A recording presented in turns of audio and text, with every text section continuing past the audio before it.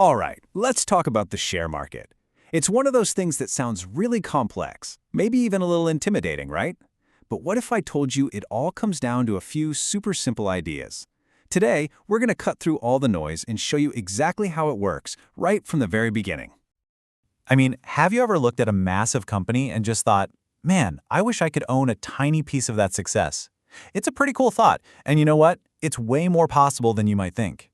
The whole entire concept boils down to this one word, a share. That's it. It's just a small, tradable piece of ownership in a business. So if a company is a giant pizza, one share is just one slice. Simple as that. So here's our game plan for today. First, we're going to nail down what a share actually is. Then, we'll get into why this market even exists in the first place. We'll look at where all this happens here in India, and of course, get to the big question. How do people actually make money? We'll wrap up by learning how you can check the market's pulse in like 2 seconds. Let's do this.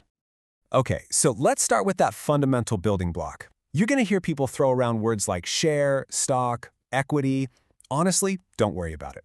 For today, just know they all mean the exact same thing. You own a little piece of a company.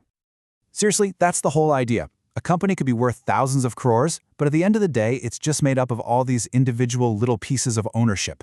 And the amazing part? Pretty much anyone can buy one. But why do we need a whole market for these things? Well, it turns out the market was basically invented to solve two huge problems. One for the companies, and another one for the people, like you and me, who invest in them.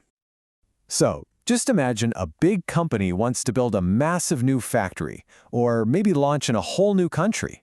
They need a staggering amount of money, way more than a bank's going to lend them. So what do? Well, instead of taking out some giant loan, they do something really clever. They decide to raise that money or capital by selling off tiny little slices of the company itself to the public. Each person might only buy a small amount, but when you get thousands or even millions of people buying these shares, it adds up to a massive fund. Problem number one for the company? Solved.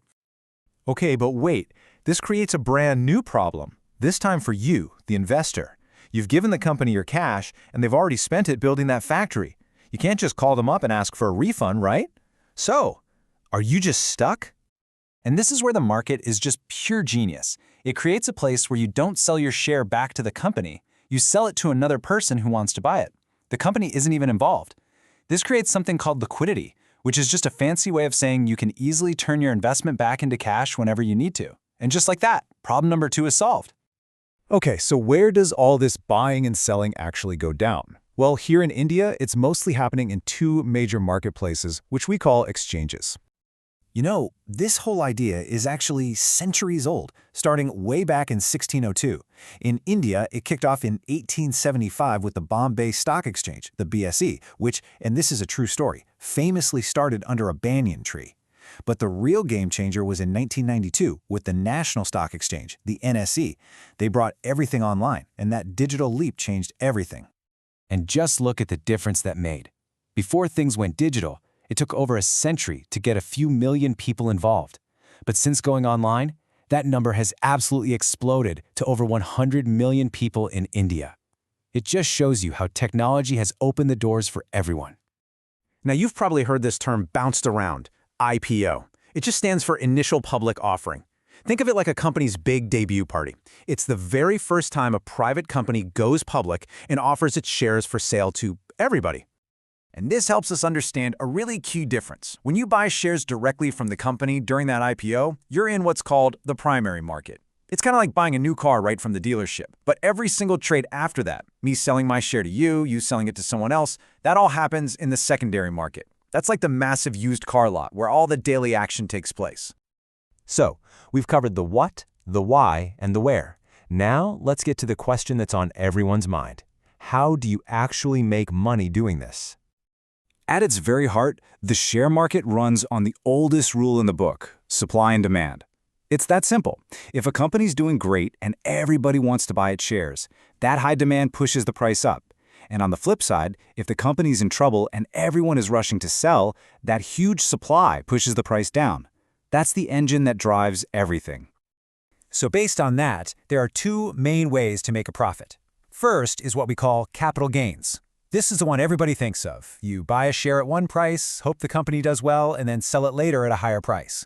But there's a second way, dividends. This is pretty cool. Since you're a part owner, the company might decide to share some of its actual profits directly with you, just as a cash reward for holding their share. Okay, but with thousands of companies out there, how in the world does anyone keep track of it all? How do you check the pulse of the entire market without just getting completely lost? Well, the short answer is you can't. It's just impossible to follow almost 9,000 companies every single day. The amount of information would just be insane. So the market needed a shortcut, a quick and easy way to see what's going on. And the solution is actually pretty clever and simple. Instead of looking at every company, you just look at a small sample of the biggest and most important ones. It's kind of like being a teacher. To know how the whole school is doing, you might just check the exam results of the top 50 students. And that is exactly what a market index does. You've definitely heard the names, like Nifty and Sensex. All they are is a list of these top companies. Their performance, all bundled together, gives you a snapshot, a single number that acts like a barometer for how the whole market is feeling that day. In India, the two big ones are the Sensex, which tracks the top 30 companies on the BSE, and the Nifty, which follows the top 50 on the NSE. So when you hear on the news the Nifty is up today, all that's saying is that on average, the biggest companies in the country had a good day. All right, we have covered a ton of ground. So after all that, what's the big takeaway? Let's bring it all together right now. When you boil it all down, it's this. A share is just a piece of a company. The market is the system that lets us buy and sell those pieces easily. Companies use it to raise money, and we use it to invest and hopefully make a profit.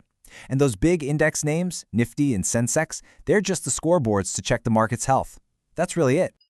So, you see, the share market isn't some secret code for experts. It's a really powerful system for sure, but it's built on very simple, very human ideas of ownership and supply and demand. So now that you get the basic rules of the game, I'll leave you with this question. What part of the economy now looks a little different to you?